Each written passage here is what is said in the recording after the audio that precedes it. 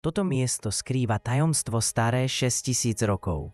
Vedci ho študujú už 10 ročia, ale stále nevedia, kto ho postavil. Ani prečo. Na severe Izraela, vysoko na Golanských výšinách, leží útvar, ktorý ani po 10 ročiach výskumu nedáva zmysel. Volajú ho Ruim el-Hiri, koleso duchov. Na prvý pohľad vyzerá ako obyčajná kopa kameňa. Ale keď sa naň pozrieš z výšky, zistíš, že to nie je chaos, je to presná geometria. 5 sústredných kruhov z viac než 40 000 bazaltových blokov, ktoré niekto ručne kládol pred viac ako 6000 rokmi. Každý kruh má otvory, prechody a záhadné brány, ktoré sa zdajú byť zarovnané so slnkom. Archeológovia najprv verili, že ide o staroveké observatórium, akési Stonehenge Blízkeho východu. Lenže čím viac ho skúmali, tým menej všetko dávalo zmysel. Nenašli sa tu žiadne nápisy, žiadne hroby, žiadne artefakty, ktoré by prezradili, kto to postavil. A ešte čudnejšie, centrálna mohyla, ktorú považovali za hrobku, bola prázdna. Niektorí hovoria, že kruhy boli miestom rituálov, iní, že slúžili ako kalendár pastierov. Ale najnovší výskum naznačuje, že pravda je oveľa zvláštnejšia. Keď sa Ruim el-Hiri prvýkrát objavil na leteckých snímkach v roku 1967, vedci boli presvedčení, že objavili strateného brata Stonehenge. Zarovnanie kamenných priechodov so slnovratom, kruhová architektúra a centrálny kopec, všetko sedelo. Predstava bola jednoduchá.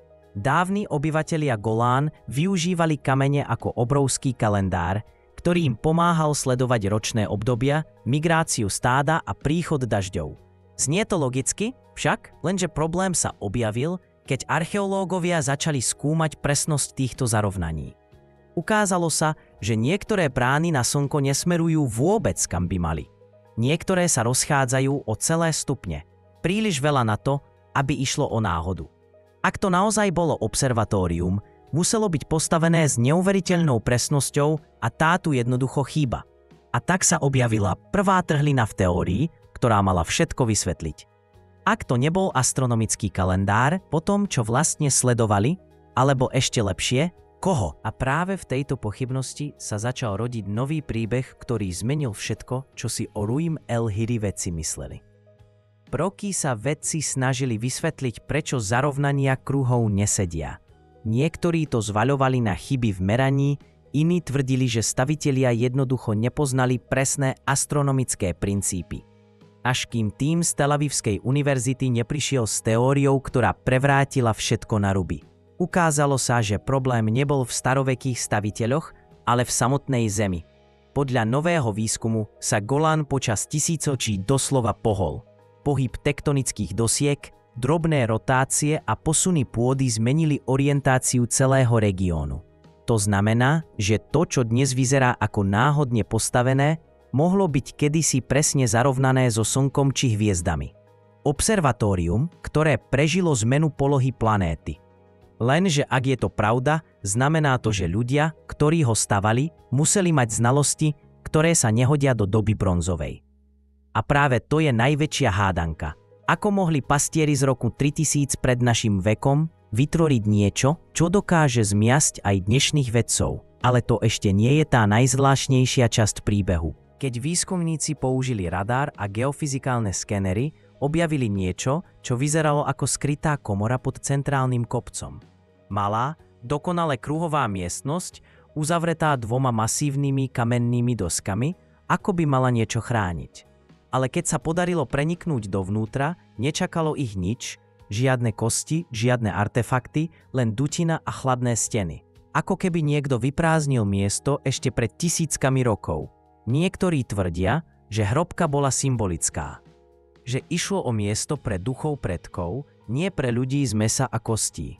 Iní hovoria, že priestor mohol slúžiť na akustické rituály, pri ktorých sa zvuk odrážal medzi kameňmi a vytváral pocit, že niečo odpovedá. No ak je to pravda, znamená to, že Ruim el-Hiri nebol postavený len pre pozorovanie nebies, ale pre spojenie so svetom, ktorý bol pre starovekých ľudí rovnako reálny ako ten náš.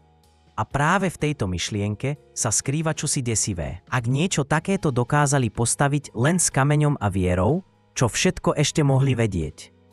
Nové satelitné snímky odhalili, že Ruim el-Hiri nie je jediný. Po celej oblasti Golanu sa nachádzajú desiatky podobných kruhov, dolmenov a zvláštnych kamenných vzorov, ktoré akoby spolu tvorili obrovskú mapu. Niektoré majú tvar kvetov, iné pripomínajú špirály. Akoby niekto zhora sledoval, kam presne majú byť položené. Archeológovia si uvedomili, že všetky tieto štruktúry boli navzájom prepojené. Možno ako systém rituálnych miest alebo pradávny orientačný kalendár. Ale ak bol Ruim el-Hiri len jedným z článkov tejto siete, potom sa natíska otázka, kto ju riadil. Potrebovalo by to stovky ľudí, presné plánovanie a vodcu, ktorý vedel, ako ovládať chaos. No po takom vodcovi nezostala ani stopa. Žiadne paláce, žiadne mená, len ticho. Niektorí výskumníci preto tvrdia, že ide o jazyk kameňov, systém symbolov, ktorý sa nedá preložiť, lebo nie je určený pre ľudí našej doby. Ale ak je to pravda, možno ten jazyk stále čaká, kým ho niekto opäť pochopí. Keď moderní archeológovia priznali, že nedokážu jednoznačne vysvetliť účel Ruim el-Hiri, dvere sa otvorili pre teórie, ktoré by ešte pred pár rokmi zneli šialene. Niektorí veria, že kamenné kruhy sú pozostatkom kultu, ktorý uctieval bytosti z hviezd. Niečo, čo sa nápadne podobá na príbehy z Mezopotámie o učiteľoch z neba. Iní sa prikláňajú k názoru, že ide o miesto, kde sa stretávali rôzne kmene, aby obnovili rovnováhu medzi človekom a prírodou. Dokonca aj niektorí vedci pripúšťajú, že mohyla mohla mať viacero funkcií počas storočí.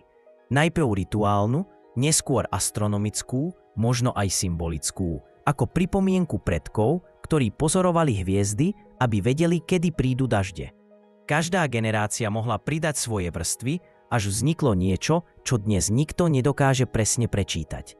A možno práve preto nás to tak fascinuje, pretože nie všetko staré sa dá rozlúštiť. Niečo je jednoducho určené na to, aby zostalo záhadou. Ale čo ak sa Ruim el-Hiri snaží povedať niečo, čo sme ešte nepochopili? Napriek desiatkam výprav, radarových prieskumov a 3D modelov, Ruim el-Hiri zostáva miestom, ktoré odmieta prezradiť svoju pravdu. Každý kameň tam leží tak, ako by čakal, kým sa ho niekto spýta na správnu otázku. Vedci hovoria o anomáliách v podloží, o nezrovnalostiach v datovaní, ktoré naznačujú, že časť stavby mohla byť oveľa staršia než ostatné. Ak je to pravda, potom tu stálo niečo ešte predtým, než vznikli samotné kruhy. Niektorí archeológovia to opisujú poeticky. Vraj Ruim el-Hiri je ako kniha, z ktorej niekto vytrhol polovicu strán. Zostali len fragmenty. Kamene bez slov, štruktúra bez autora. Ale práve v tom tichu je čosi hlboko ľudské. Snaha po zmysle, po spojení s niečím väčším. Možno preto ľudia znovu a znovu prichádzajú na toto miesto. Nie preto, že chcú nájsť odpovede, ale preto, že cítia, že niekde medzi tými kameňmi sa skrýva otázka, ktorú ešte nevieme položiť. Dnes, viac než 6000 rokov potom, čo prvý kameň položili na miesto, Ruim el-Hiri stále pôsobí, ako by čakal.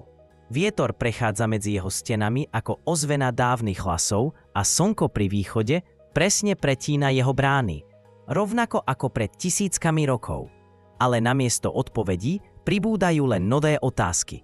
Ak nešlo o hrobku, observatórium ani svätyňu, potom čo vlastne bolo zmyslom tohto monumentu? Niektorí tvrdia, že miesto fungovalo ako časová schránka. Kamenný odkaz pre civilizácie, ktoré prídu po nás. Iní veria, že jeho účel nebol fyzický, ale duchovný. Kruhy mali zosúladiť ľudské vedomie s rytmom zeme a hviezd. Každý pohľad naň však odhaľuje iný príbeh a možno práve to je jeho skutočná sila, že si z neho každý vezme to, čo potrebuje. A tak to bolo. Ruim el-Hiri je pripomienkou, že história nie je len súbor faktov, ale živá bytosť, ktorá si chráni svoje tajomstvá. A kým sa budeme snažiť vysvetliť všetko rozumom, možno nám uniká to najdôležitejšie. Niektoré miesta nie sú určené na pochopenie. Sú tu preto, aby nám pripomenuli, aké malé miesto máme vo vesmíre. Ale možno práve preto ich nikdy neprestaneme hľadať. A tak to bolo. Ruim el-Hiri nie je len kamenný monument. Je to hádanka, ktorá prežila 1000 ročia, aby nám pripomenula, že nie všetko staré sa dá pochopiť. Každý kameň, každý kruh, každá prázdna komora je tichým svedkom civilizácie, ktorá nechala svoj odkaz bez slov. Možno nikdy nezistíme, kto a prečo ho postavil. Možno nepoznáme všetky jeho funkcie ani význam. A predsa práve v tej nejasnosti spočíva jeho sila. Núti nás spomaliť, zamyslieť sa a pýtať sa otázky, ktoré presahujú naše moderné chápanie. Niektoré miesta nie sú určené na odpovede. Sú tu, aby nás fascinovali, znepokojovali a inšpirovali. Ruin El Hiri je jedným z nich. A možno keď sa naň opäť pozrieme, objavíme niečo, čo sme nikdy nečakali a čo nám zmení pohľad na históriu, vesmír a samých seba. A ak nedáš odber, tak ti uniknú ďalšie takéto záhadné videá.